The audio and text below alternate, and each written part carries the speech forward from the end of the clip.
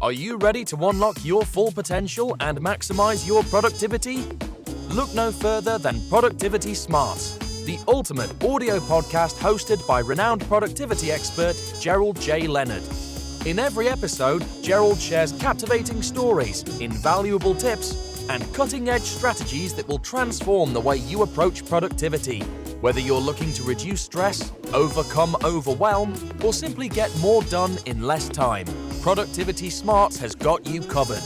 But that's not all. You'll also gain inspiration from real-life success stories of individuals who have achieved greatness through productivity.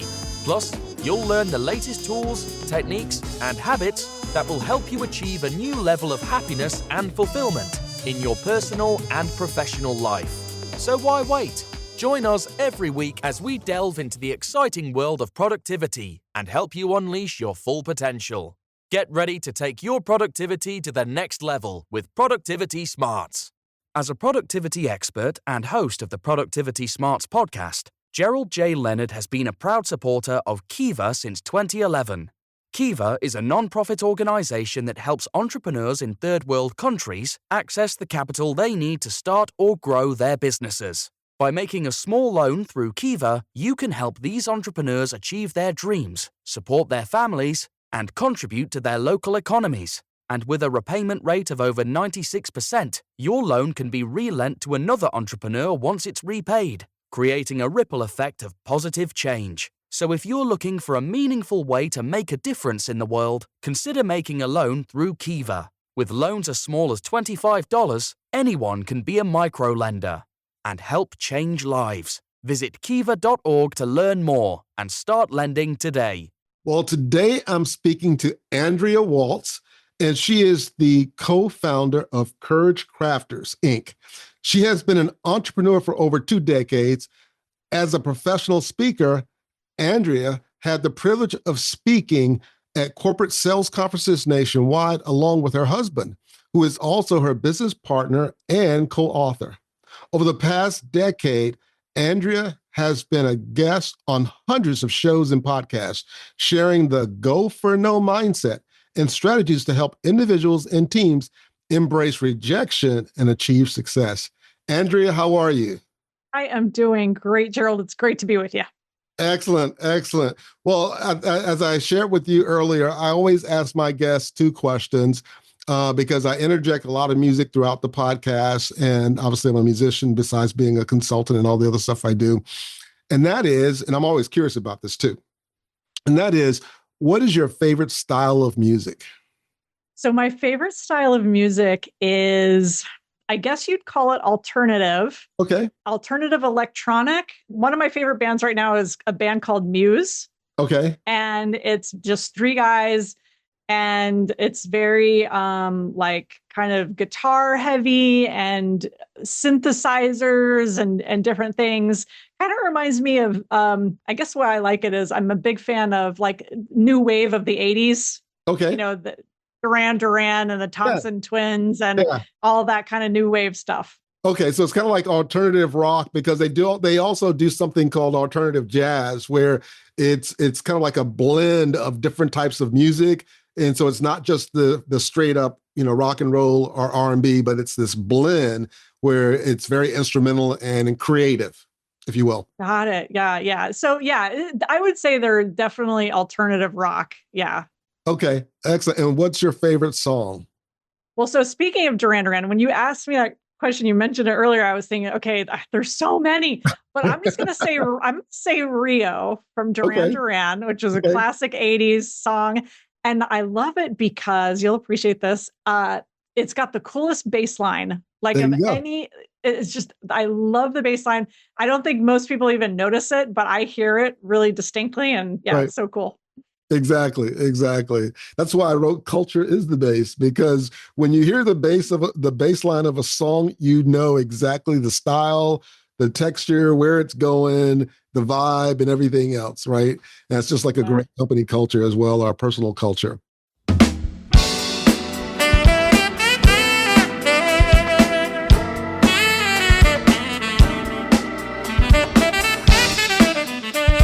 Well, listen, you and your husband wrote an amazing book called Go for No. And to be honest with the audience, I learned about your book years ago, probably in 2015, 2016, from Steve Harrison, who has supported Jack Canfield in launching Chicken Soup. It was a real eye-opener at the time, and so I had read it back then, and it was refreshing to go back through it and to see how you took that as a novel.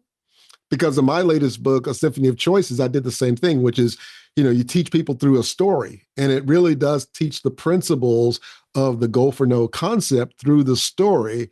And I like the fact that the gentleman kind of gets a bump on the head and wakes up and he's like in a different place, and he's like, what happened? And how did all this happen? And how am I so successful? And so on.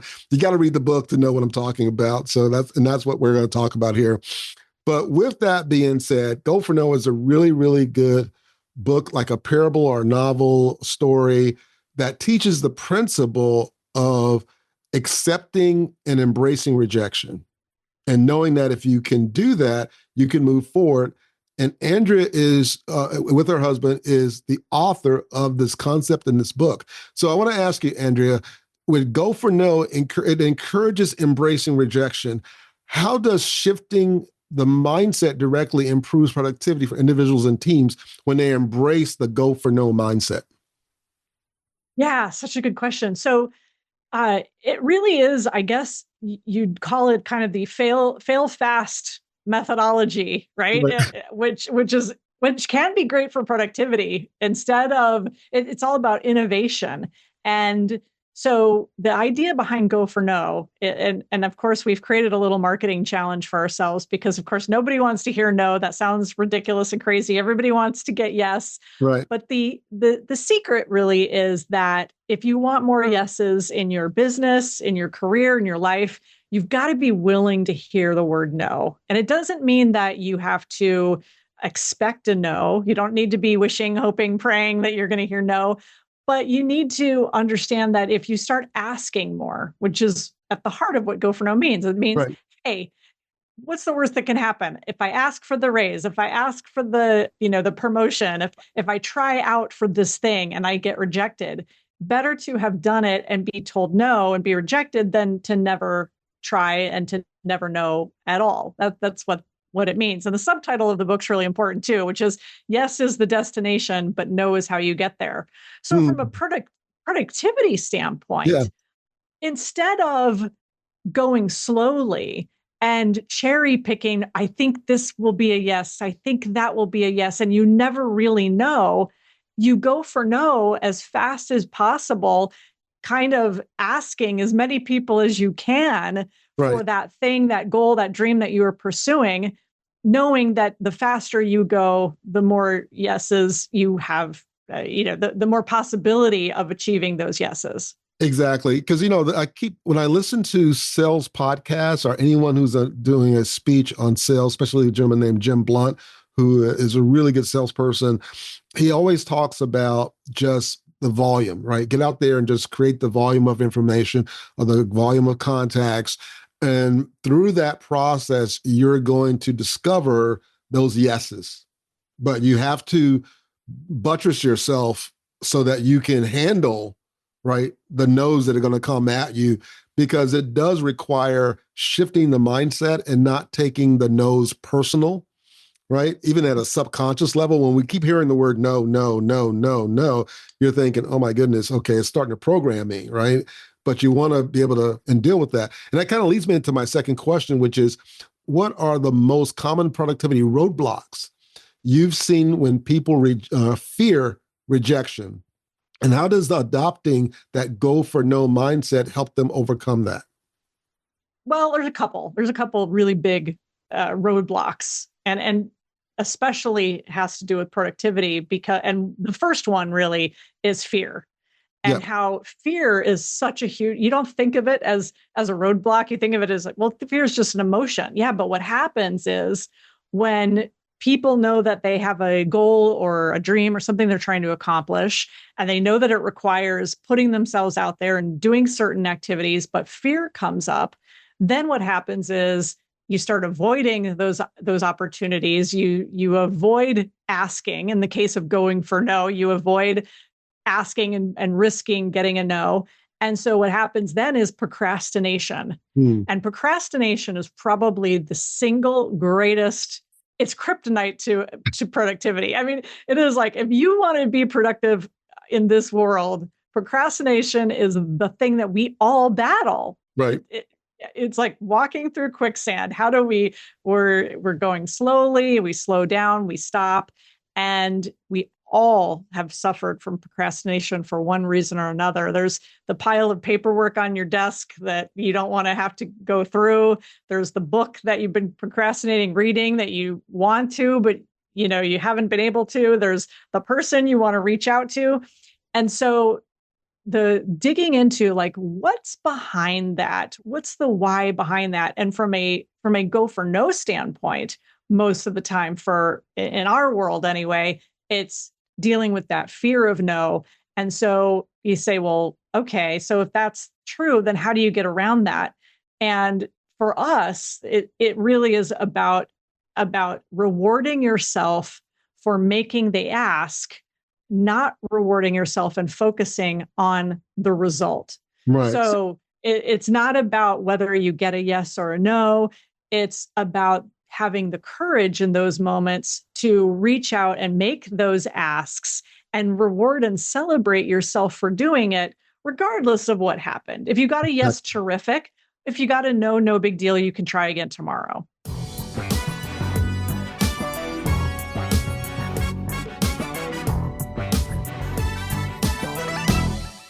Exactly. Now, do you have an example or a story for someone who has gone through reframing failure as they're taking steps towards being successful and staying motivated, where they had those challenges and they had to work through it and go from seeing it as a failure to seeing it as a stepping stone? Yeah. Well, I mean, anybody who's been successful at anything is going to have obstacles. And before we even started the show, I mentioned to you that I might tell the story. So I'll just tell it. When Richard and I wrote Go for No in 2000, that's how old this book is. So we've been around a long time. But the first 5 years, the book didn't do anything. Gerald, we sent out 500 copies to influencers and VP of sales and people that we thought could buy the book and order more copies for their sales team. Right. And we virtually nobody, we got one order for 50 copies from a company, and the rest of it was crickets. It was crickets. We thought maybe the post office had thrown them in the garbage and set fire to them. We thought the results couldn't be that bad, right? So, we languished for 5 years. And at one point we were at an event. It was a book marketing event, and we brought copies of the book and we just handed them out to people. We were so desperate just to like try to get a groundswell and try to get some word of mouth. And I overheard that this guy was in sales who was sitting near us. And so I handed him a copy and I said, hey, you might like this book. He called us 2 days later and he said, I read your book. He said, are you guys open-minded to feedback? And we said, yeah, of course. He goes, okay. I've read your book. It's a great book. I've read all the books on sales that there are out there, and it's one of the best. He said, but you guys have one of the worst covers in the history of publishing. And we said, really? And he goes, yeah. He goes, if you're willing to change it, though, he said, I'll take 5,000 copies. So we said, well, absolutely, we're willing to change it. So lesson one, Gerald, from that was you've got to be coachable and have an open mind. And sometimes when you're trying to do something, you learn along the way. You learn what you need to fix. So we changed the book cover. Now, did the book start selling like hotcakes overnight? No, it did better. We started to get a little more traction because it really was kind of a bad cover. We did it ourselves. We bootstrapped it. We didn't have a lot of money to spend on these things, and there weren't the tools that you have today. Yeah, we didn't have Canva and all these things that you could use. So hired the professional cover designer, spent the money, but still, it wasn't until December of 2010 that the book finally hit number one on Amazon sales and selling list. It was actually on New Year's Eve of 2010. So It was a 10-year odyssey of scratching and clawing and failures and obstacles. At one point, we got a letter from a really big, prestigious company that said, we got your book. and we will never share this with our salespeople. Oh, mercy. Don't contact us again. Wow. It was like a mean rejection. Yes. Do you know the time and effort a company has to take to write you a letter to reject your book? I mean, this is what these people did. So there were plenty of failures, and I have to tell you, lots of times that we just wanted to give up, and we just thought, is it worth it? Are we on the right track? And sometimes quitting, don't get me wrong, sometimes quitting is important. And if you don't ultimately still believe in the vision, it's okay to quit. But we knew that we wanted to see it through. And we knew that we still had opportunity. And every now and then we'd get a glimmer of hope where it was like somebody liked it, somebody made a good comment. And so I think that's the thing with rejection and failures and going through those obstacles is you just learn to take them as part of the process. We have a model in the book where there's the old model and the new model. And the old model is failures on one side, successes on the other. And we look at them like choices, like we get to have one and not the other. But the new model is really where the failure and rejection is kind of in the middle between us and success, and the success is on the other side. The yeses are on the other side. You have to move through those failures. You have to move through those rejections on the way to success. There's no way to have success and get to the yeses without dealing with some of it. Yeah.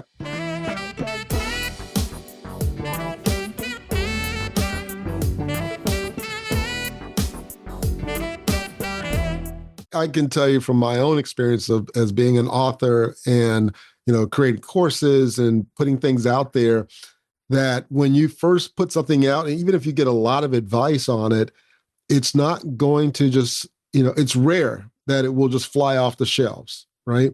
And from talking to yourself, talking to folks like Jack Canfield or Les Brown or some other luminaries who have, climbed the mountaintop that we look at and go, wow, they have really become, this pinnacle of success.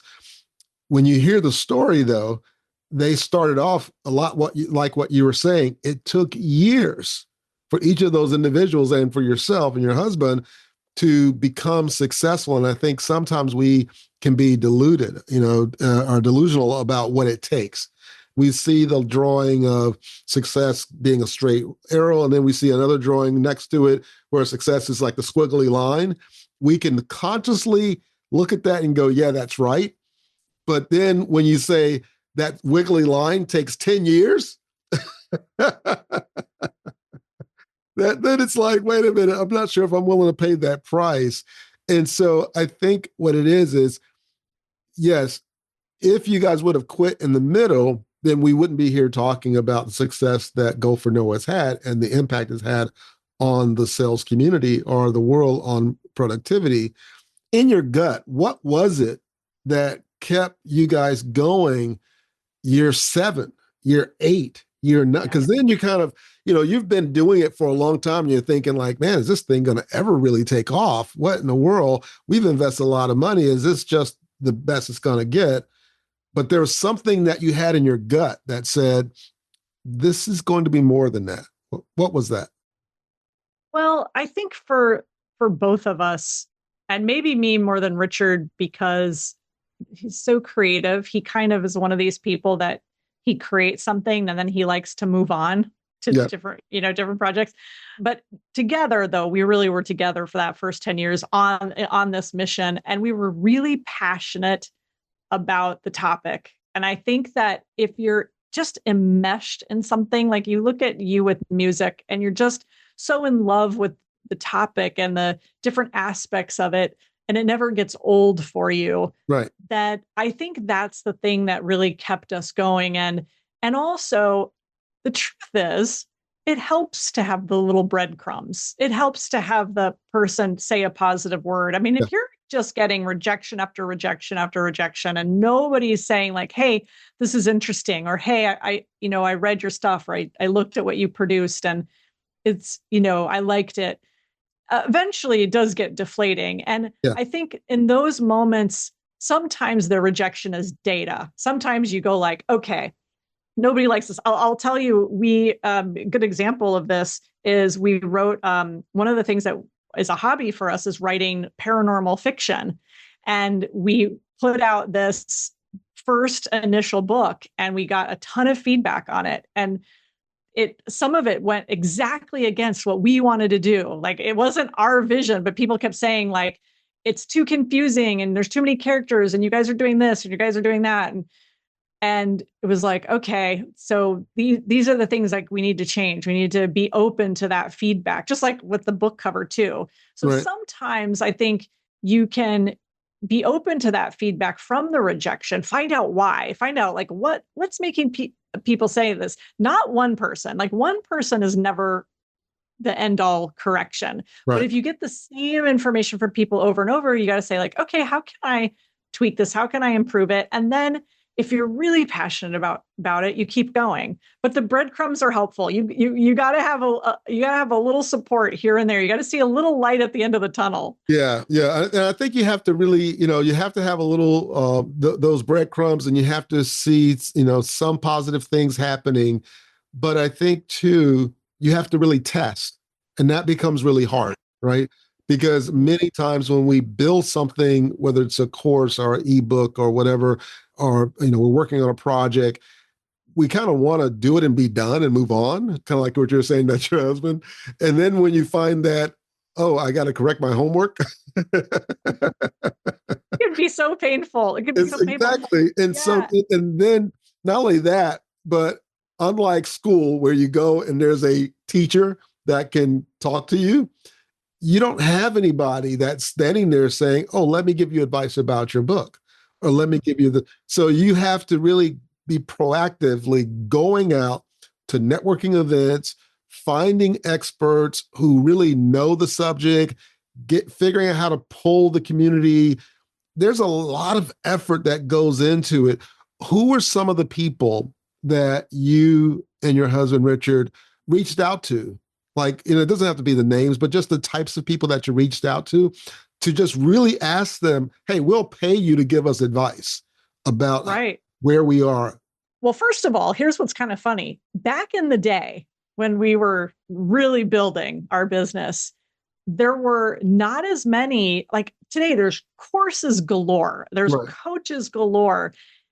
Social media was not even in existence. I sound like a dinosaur as I talk about this. It's so funny. What was popular, though, were events. And the event I told you about, actually, that was, there was a guy named James Malinchak who it was called Big Speaker Boot Camp. And we went to that. And also back in the day, Jack Canfield and Mark Victor Hansen would do these mega book marketing summits. In fact, the very first one we went to was one, and I remember distinctly, we got to hear from Jack Canfield and Mark about book marketing, and they had guest experts and things like that. And people sold, we bought CD programs from all different experts on PR. And there was a guy named Dan Kennedy, who's a really big marketing genius, right?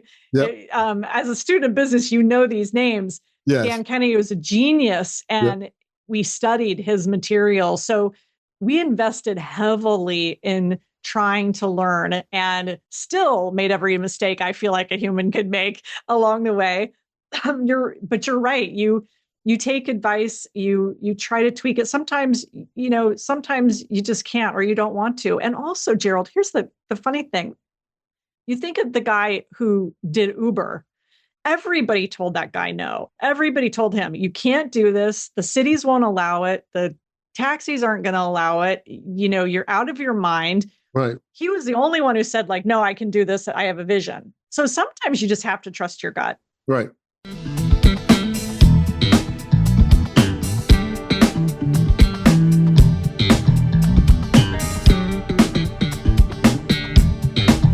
It's really interesting, and it is a journey. And I think what made it a pleasant journey was that you had your husband with you as you were doing it, right? And you guys were on the same page, so you could encourage each other through that process.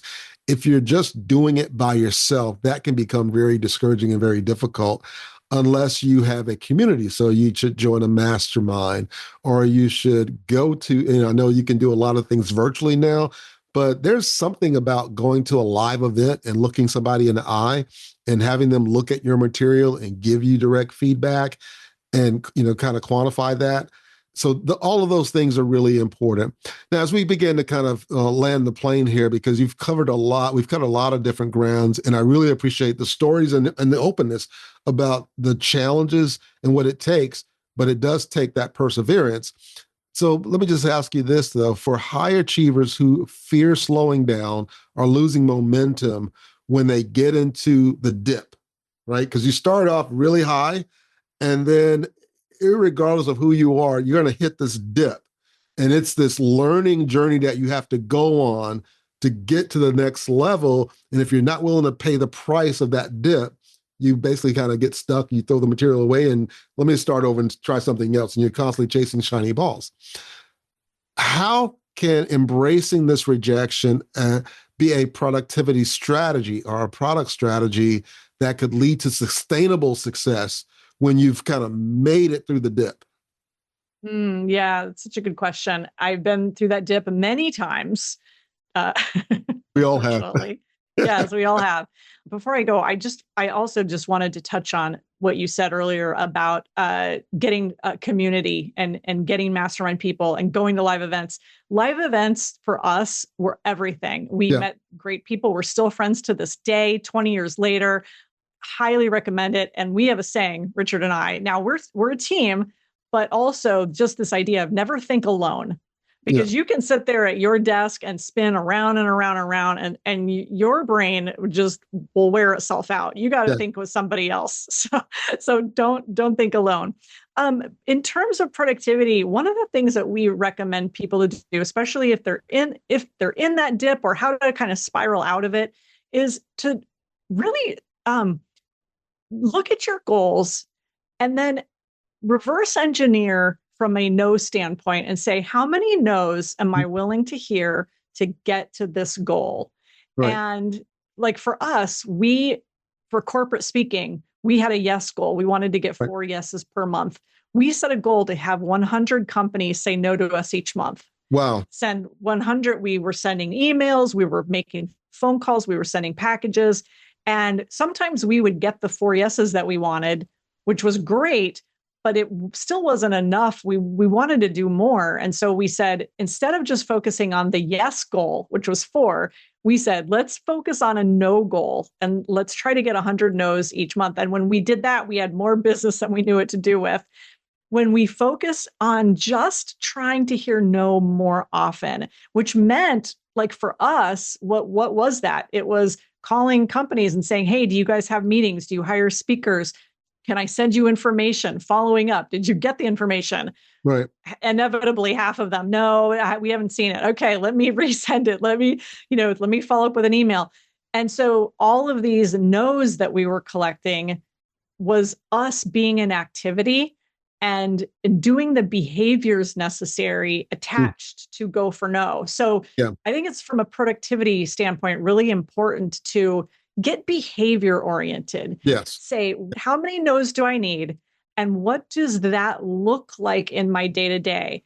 Does that look like me showing my work to 10 people every day or 10 people a month, sending them information or asking them if I can send information? And so when you do that, it becomes less about just, here, I have this goal to make this much money, or I have this goal to sell this many books or whatever. Those are great. But the behaviors of how to get there is the granular thing. And that's where it helps. Yeah. I think one of the mistakes that we can all make when it comes to goal setting, based on what you just said, is that we set a destination goal, but we forget to set a process goal of how to get to that destination. I love that. And I literally have never heard someone put it so perfectly and succinctly. You're exactly right. You could have taken my whole 3-minute diatribe and just said that. That's the productivity smarts in me, right? That's right. You're like, okay, let me sum this up for what do the kids call it? The TDLR, TLDR, or whatever. Too long, didn't read. Yes. And so, but that's really what it is. And actually, I have to be honest, I stole that from Dr. Paul Shealy, because that's what he taught me, is that you have to have for every destination goal, right? I want to get to this point. then you have to figure out, well, what are the processes that you're going to have to devote yourself to? What are the habits you're going to have to create to get to that goal so that it can be a realization? One of my habits in goal setting is keeping myself engaged in the goal. And that is, I spend time every day writing out by hand my goals. I'll listen to them on audio and review them. But somewhere in the day, I'm reviewing that goal and taking it in. It programs my reticular activating system to say, hey, what's in my arena? What's in my area that is related to that goal? And it's a way of staying focused. So that's one of mine. But then there's also for weight or health or whatever, you got to hit the gym. You got to do the weights. You got to, if you're going to sell books, you got to make the phone calls. You're going to get on stage. You got to, again, make the phone calls and send out the press kits and all those things.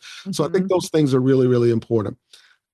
Andrea, I've had an amazing conversation with you today. This has been really, really good. And I've learned a lot. And again, this was probably the third or fourth time I read the book in preparation for our conversation. But I initially was introduced to it back in, I think it was 2015 or 2016, when Steve Harrison first introduced us to the team I was with your book. For people who want to learn more about you, have you come speak with you and your husband, or courses or things that you guys are doing, where can they find you and how can they get in touch with you? Well, thanks for asking that, Gerald. I do appreciate that. And luckily, we're well branded. We're the only Go for No people out there. So if you come to goforno.com, that's probably the best thing. We've got a fun quiz at Go for No. We call it the No Quotient Assessment. You've heard of IQ, right? There's the IQ test. People know EQ, which is your emotional intelligence. Well, we've got the No Quotient quiz. So you can test yourself. And it will give you, if you have a high no quotient, which means you're really good at dealing with failure and rejection and all those things, a moderate no quotient or a low no quotient, and also how to kind of the tools to how to change some of your your answers. Yes. and things to think about, ways to think differently so that you can move from a low no quotient to a higher no quotient. I'm going to have to go check that out. I had no idea what my NQ. Right. No, most people don't know their NQ. Right. Yeah. I probably don't even know what my IQ is, but EQ is very subjective, but I have no idea what my NQ is. So I have to go and test that out. And so the other people will join me in checking that out. I would definitely say if anyone really wants to build up their resilience and their stamina and perseverance, just understanding the principles and listening to or reading the book will help you with that mindset. And so thank you so much for being a guest on the Productivity Smarts podcast and for all the amazing things that you and Richard, your husband, are doing out in the world and really teaching people how to have that persistent, resilient mindset with what you've created called Go for No. Thank you so much for having me. You're welcome.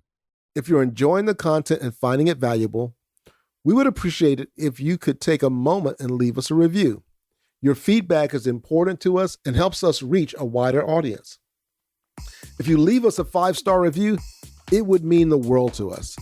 Not only does it help us improve the podcast, but it also helps us attract more sponsors and grow our community. Thank you again for your support and for listening to the Productivity Smarts podcast.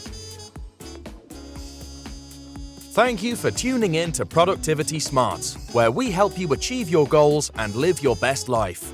We hope you've gained valuable insights and actionable strategies to boost your productivity and increase your happiness and fulfillment. Remember to apply what you've learned and keep striving towards your goals. And if you haven't already, be sure to subscribe to our podcast for more inspiring episodes and expert advice from our host, Gerald J. Leonard. Until next time, keep pushing forward and unleashing your productivity smarts.